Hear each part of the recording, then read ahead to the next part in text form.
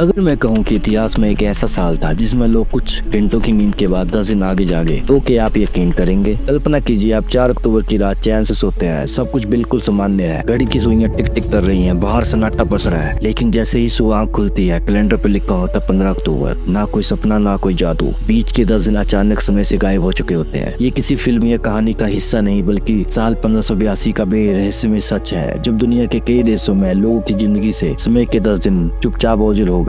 उस दौर में चल रहा जूलियन कैलेंडर हर साल सिर्फ 11 मिनट की छोटी सी चूक करता था, इतनी छोटी कि किसी को महसूस ही नहीं हुई।